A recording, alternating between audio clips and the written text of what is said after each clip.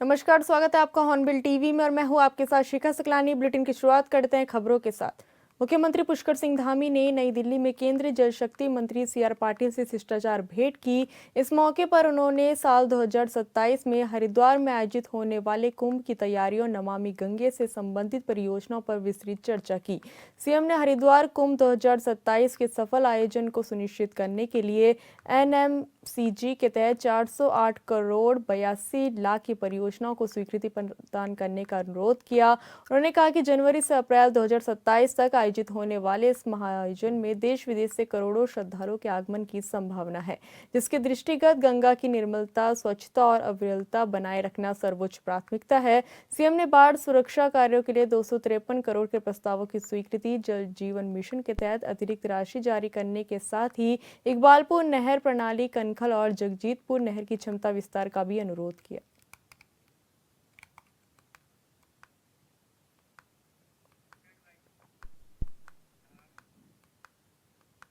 जिला bar association Almora की नई कार्यकारिणी का शपथ ग्रहण समारोह आयोजित किया गया, जिसमें केंद्रीय राज्य मंत्री अजय टमटा मुख्य अतिथि और विधायक मनोज तिवारी विशिष्ट अतिथि के रूप में शामिल हुए। इस मौके पर केंद्रीय राज्य मंत्री अजय टमटा ने सभी को शपथ दिलाई। समारोह में बड़ी संख्या में वकीलों ने प्रतिभाग किया।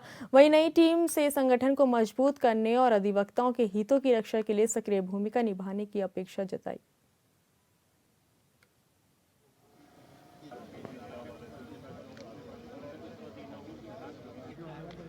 सर्वप्रथम सभी नवनिर्वाचित पदाधिकारियों को बधाई देता हूं और उम्मीद करता हूं कि हमारी संवैधानिक मूल्यों की रक्षा करते हुए जो न्यायपालिका है, जो हमारी सर्वोच्च न्यायपालिका है, उसमें सबका हित का संरक्षण करने का काम करेंगे और प्रत्येक व्यक्ति जो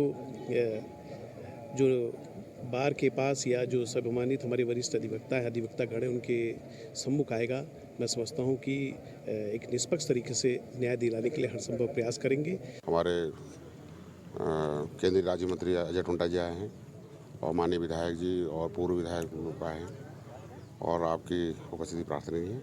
ये हमारा ऐतिहासिक बार में आज हम शपथ ले रहे हैं।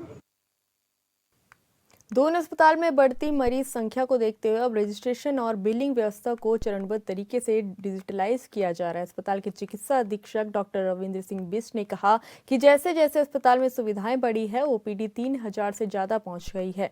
अब हर फ्लोर में रजिस्ट्रेशन और बिलिंग की व्यवस्था की जा रही है ताकि मरीजों को रजिस्ट्रेशन और उपचार की प्रक्रिया में परेशानी न हो।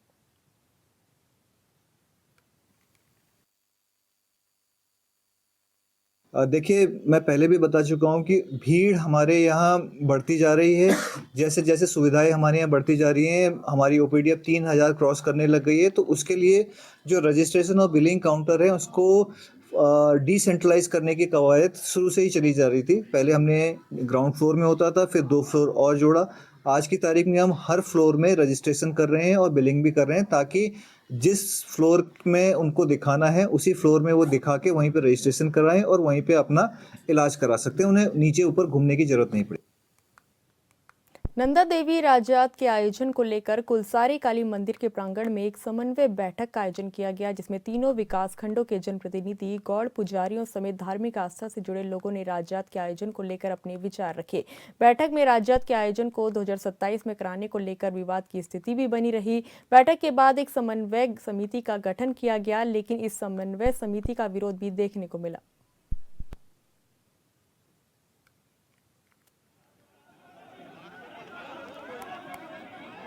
ये तो अभी भी हम देख रहे हैं, नंदा देवी जो राजजात होती है, ये हर 12 वर्ष के उपरांत कभी भी फिक्स 12 में नहीं हुई।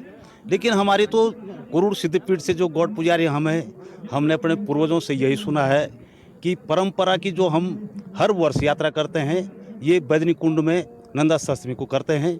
हमारी परंपरा की लोक जात हर वर्ष की है और ये बताते हैं कि राजा पे दोष लगा था, तो जिस पे दोष लगता है दरअसल में पूजा वही करवाता है। तो राजा जब पूजा लेके आता है नोटिस कांसुओं से और नंद केसरी में इस देवी को भेंट अर्पित करता है, जो चौसिंगा खाड़ो साथ में लेके आता है और उसमें जो देवी का श्रृंगार और वो जो चूड़ी मुंडड़ी काखड़ी सारे लोग जो चढ़ावा देवी के चढ़ावा करते हुए आते हैं और राजा वहाँ पे समर्पित करता है। और यहाँ पर ये जो जहाँ वर्तमान में हम कुलसारी में आज हैं, ये सिरगुर पट्टी का अंतिम गांव है। पड़ा यहाँ से मतलब बधाड़ पट्टी लग जाती है और श्री यंत्र यहीं पे गाड़ा गया था, क्योंकि देवी ने उनके गुरुकुल नोटियाल को यहीं पे रोक दिया था कि आपका सर्किल यहाँ से ऊपर नहीं पड़ता है। यहाँ से गौड़ पुजारी देवी की पूजा करते हैं और आप अपने यंत्र को यथावत भूमिगत यहाँ पे कर दो। उसके बाद वहाँ से देवी की अगुवाई में नंदा देवी राज जात तब कहलाती है, नहीं तो कासवा से राजा चलती है। और जब यहाँ पे राज छतौली अर्पित की जाती है तब इसका नाम नंदा देवी राज जात के नाम से होम कुंड में राजा इस देवी की कुल इष्ट देवी की पूजा करता है कि मैंने जो उच्चारण किया था उसको आप जो है स्वीकार करो। मैं आपको इसको दूसरी तरह से उत्तर देना चाहूँगा कि मैं एक अकेला व्यक्ति या एक अध्यक्ष होने के नाते ये निर्णय लेने में सक्षम नहीं हूँ। जब ऐसा कोई निर्णय होगा ये तब होगा जब कोई परिस्थितियाँ बदले। अभी सामान्य परिस्थिति में ऐसे बदलने का कोई संभावना मुझे दिखती नहीं है। और जब भी होगा तो वो एक बृहद बैठक होगी जिसमें सब हकूकदारी और जो इसमें इस जात से ताल्लुक़ रखते हैं सब मिलकर उस पर चर्चा करेंगे, निर्णय लेंगे। अभी तक तो कोई परिस्थिति में बदलाव नहीं है। हम 2026 के हिसाब से काम कर रहे हैं। बैठक में सब लोगों से वार्ता हो रही है और विभिन्न लोग बाग जितने भी जो पड़ाव क्षेत्र के लोग बाग हैं तो अपने अपने मत रख रहे हैं और कैसे व्यवस्था को तो और बेहतर किया जाए। और इस जो लोग जात है तो उसको राज जात की तर्ज पर आयोजित किए जाने की बात चल रही है। डेमो राज जात बनाने की बातचीत चल रही है और उसमें जो राज जात में जो सुविधाएं मैसर होती हैं उन सुविधाओं को भी जो लोग जात के पड़ाव हैं उनमें उन सुविधाओं से सुसज्जित करने की बात हो रही है।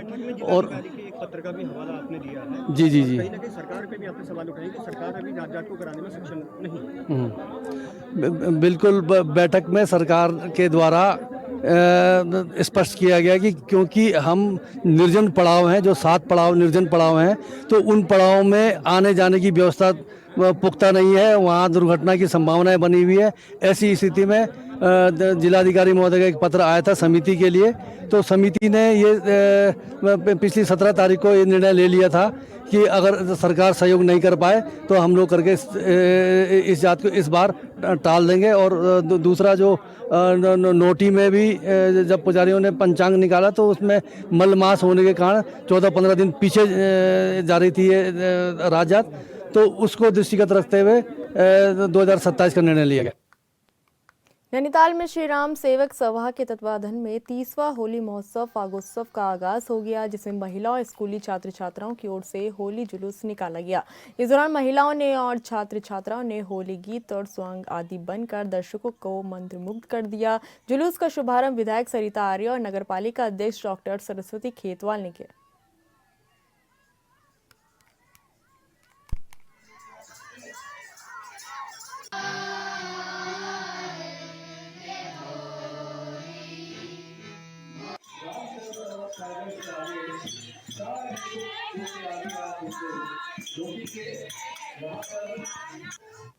उत्तरकाशी में शिक्षा विभाग के अधिकारियों और कर्मचारियों ने 23 और 24 फरवरी 2026 को जिला मुख्यालय पर सरकार के खिलाफ 2 दिवसीय सांकेतिक धरना और कार्य बहिष्कार किया। ये विरोध प्रदर्शन मुख्य रूप से देहरादून स्थित शिक्षा निदेशालय में प्रारंभिक शिक्षा निदेशक अजय कुमार नौडियाल के साथ हुई कथित मारपीट और अभद्रता की घटना के विरोध में किया गया। इस दौरान प्रदर्शनकारियों ने चेतावनी देते हुए कहा कि अगर सरकार आरोपी विधायक और उनके साथियों पर कोई उचित कार्रवाई नहीं करती तो पूरे प्रदेश में अनिश्चितकालीन धरना प्रदर्शन किया जाएगा।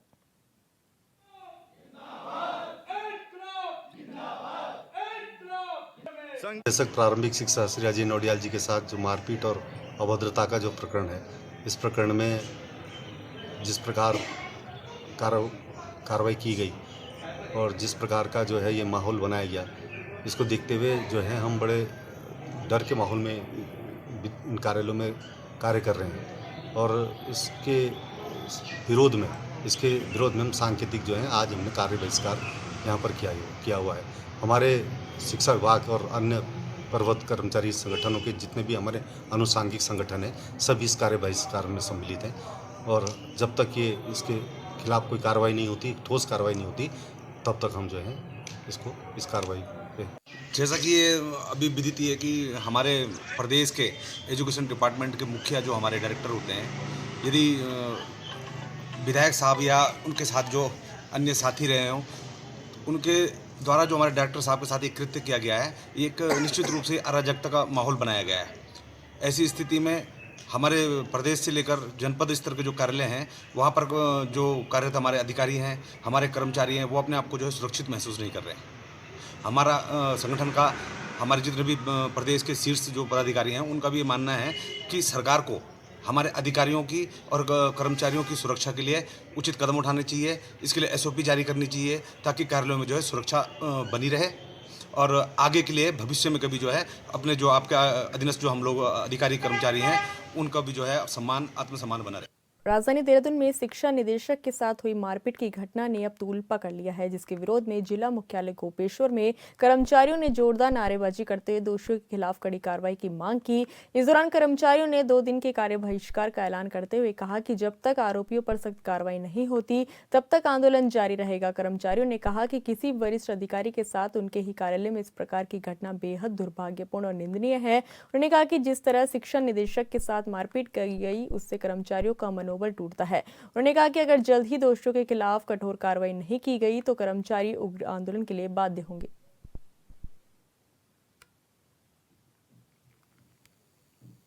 लोग विज्ञ हैं कि हमारे निदेशक प्राथमिक शिक्षक नोडाल जी के साथ विधायक उमेश शर्मा काऊ और उनके कुछ साथियों द्वारा मारपीट की गई। उनको सिर में 7-8 टाँके लगे हैं।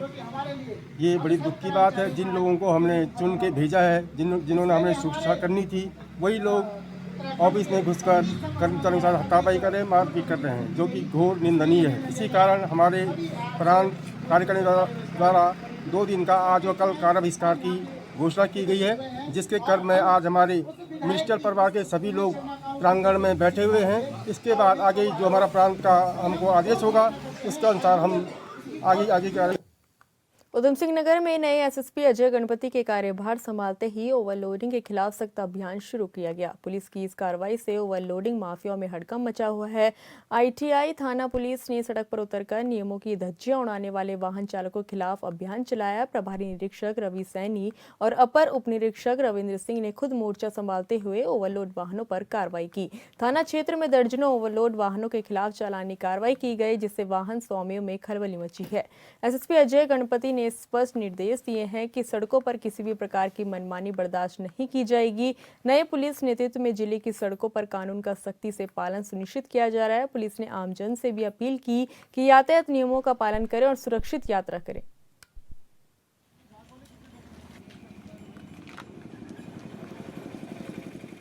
पौड़ी के सतपुली बिलखेत क्षेत्र में 26 और 28 फरवरी तक आयोजित होने वाला 3 दिवसीय न्यार वैली एडवेंचर फेस्टिवल इस बार रोमांच, साहस और संस्कृति का अनूठा संगम लेकर आया है।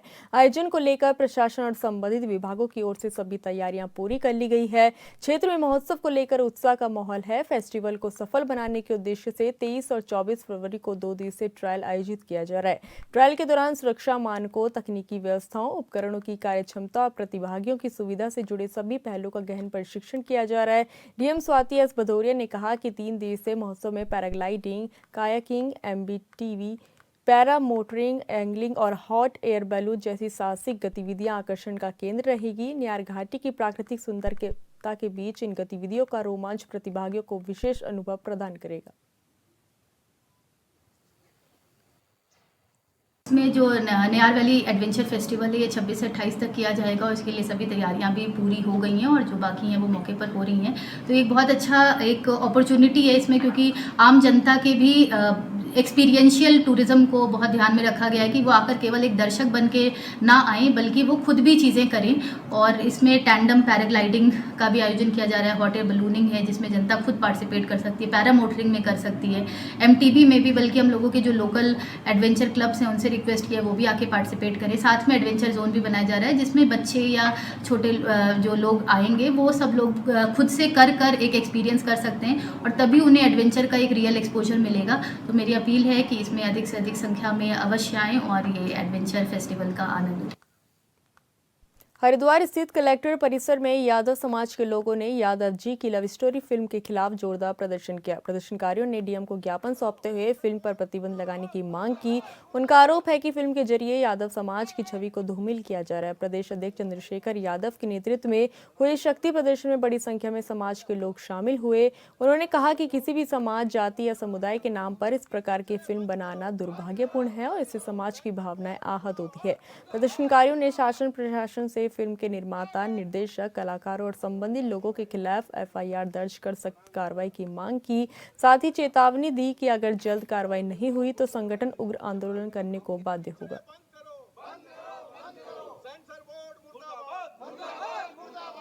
तमाम देश के अंदर जो यादव महासभा है और तमाम यादव समाज से जुड़े हुए लोग हैं, किसी भी दल के हों, किसी भी संगठन के हो, क्योंकि ये जो यादव की लव स्टोरी नाम से मूवी आई है, इसमें खास तौर से यादव समाज की लड़कियों के बारे में जो अभद्र भाषा और अभद्र जो चरित्र का दिखाया गया है वो बहुत ही दुर्भाग्यपूर्ण है, निंदनीय है।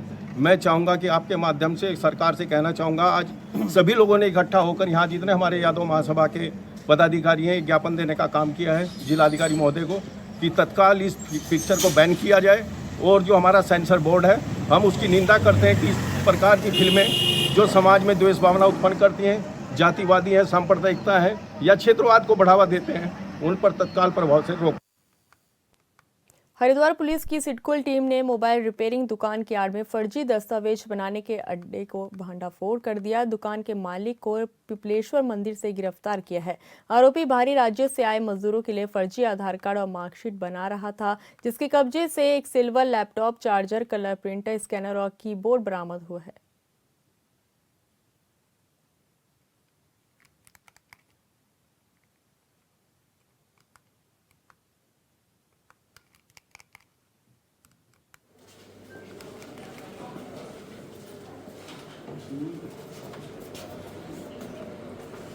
शिक्षा निदेशक से मारपीट प्रकरण को लेकर काली पट्टी बांधकर शिक्षक विरोध जता रहे हैं। मामले को लेकर शिक्षकों और विभागीय अधिकारियों में रोष है। तो वहीं बीजेपी विधायक उमेश शर्मा काऊ ने हॉर्नबिल टीवी के जरिए कहा कि अगर मेरी गलती किसी को लगती है तो उसके लिए मैं माफी मांगता हूं।